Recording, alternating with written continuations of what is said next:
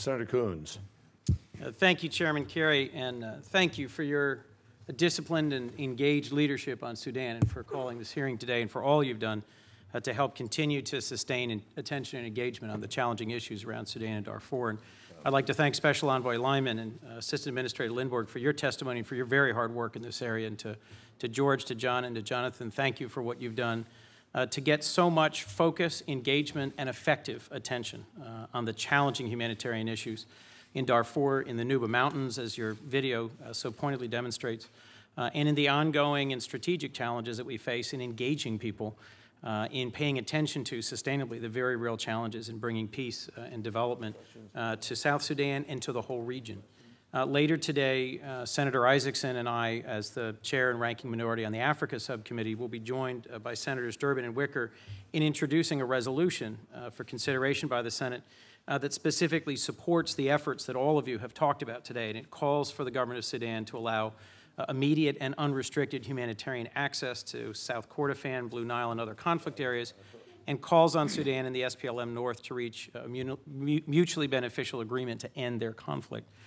That's just one of many things that we in the Congress can and should be doing to continue what has long been a bipartisan tradition of engagement leadership on these issues. George, you closed by referencing the folks who stay up all night, the energetic young people who process the images from the satellite project. Just in the past few weeks, we've seen a flood of interest in Joseph Kony through the Kony 2012 campaign, and John, the Enough Project's been one of the central partners working with Resolve and with Invisible Children to drive that. You've both been very effective in getting Americans and folks around the world to pay attention to a grave humanitarian crisis in a fairly remote corner of the world. What advice do you have for all of us who want to sustain and engage Americans and folks more broadly in actually continuing to be concerned about a humanitarian crisis, such as exists in Darfur, such as we see emerging in the Nuba Mountains, such as continues in the jungles of the DRC and Central African Republic with Joseph Kony? How do we keep young people, people of all ages, excited and engaged? It's rare we have millions of people calling for more American engagement with Africa. What do we do at this moment? Well, John will have some ideas. He's been doing this a lot longer than I have. I would say that, you know, we're going to fail a lot. You know, we're going to fail in our attempt to help people in these very difficult regions, and we're going to fail a lot in trying to keep attention in a certain area, because other news stories are going to bump us off. You know, there's going to be an Arab Spring, and we're not going to be paying attention to what happens. And a lot of these people use that as a moment to do some pretty terrible things. The trick is going to be, in sustaining it, is to be able to find moments that are that you can point to and say, this is a turning point, good or bad, and let's amplify it. And finding several of those a year to be able to keep it up. You can't have a constant drip every day on television, because no one would care, quite honestly. There is not just donor fatigue, there is misery fatigue, and people get tired of it at some point. So our job is to find those moments. It's 100 days before these people vote for their own, for a referendum for their own state. So let's make it let's focus on that. There's an election. Let's focus on that. There's a brand new state.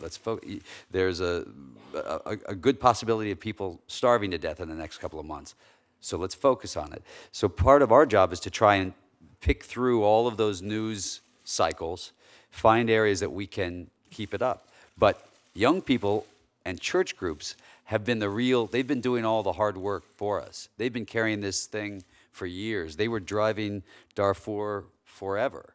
They've been keeping the message out. They've been fundraising. They've been keeping the pressure on, quite honestly, all of us in this room. And so I wouldn't worry too much about the sustainability inside the hearts of all of these young people and all of these church groups, because that just continues. It's just more about finding moments that we can draw attention to try to move the pin forward a little bit, and I find that to be the issue. And the only footnote I'd add is that the good news is this is such a bipartisan venture, And therefore, we don't have real opponents here, except for just indifference or often ignorance. People just don't know. So the thing that I find exciting about the first 10 years of the 21st century of activism is the chance through social media and other fora to create real partnerships between all these wonderful non-governmental organizations that are working so diligently on these issues. They partner with groups in Africa, because remember, it's on the front lines where Africans in places like Sudan and Congo and northern Uganda have been doing most of the work to try to resolve these problems, so we can only just come in on the margins and try to help them. So the coalitions and the partnerships they create, then the partnerships that are created here in Washington between those NGOs and members of Congress like yourself, senators who have taken stands one time after another in supporting positive engagement in the world by the United States. That helps stiffen the spine and give political support to the administration, whatever party is in power.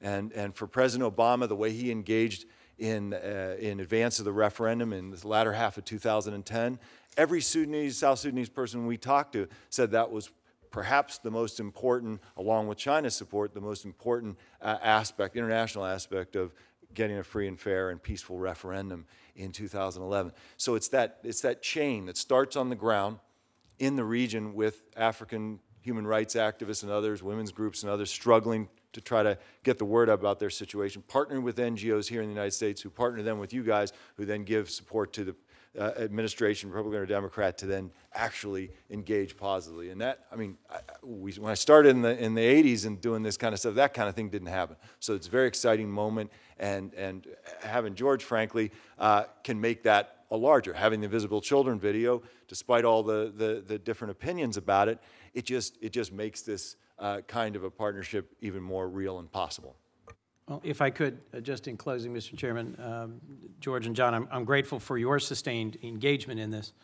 There are lots of faith groups of all backgrounds. There's lots of non-governmental organizations in Africa, in the United States, and around the world who keep doing the hard work on the ground, engaging, bringing information to the light, helping make the world aware of these crises. And this has been a bipartisan effort across the Bush administration, the Obama administration, folks on both sides of the aisle. The one challenge here is sustaining support for America's use of diplomatic and developmental resources around the world. The United States has a lot of power, military, diplomatic, developmental, but sustaining the investment that makes possible what Assistant Administrator Lindborg's doing, what Special Envoy Lyman's doing, making sure that they have the resources for us to be engaged in northern Uganda and South Sudan, in the region, delivering the sort of sustaining investment in providing the framework for peace, for progress and development. That is something that's been very hotly contested here in Congress just in the past year. And so I'd urge folks who may be paying attention or tuning in to these issues for the first time to realize that that's something on which there are sharp disagreements.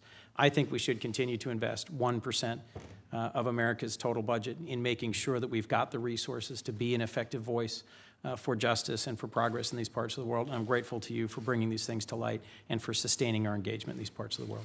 Thank you, Mr. Chairman.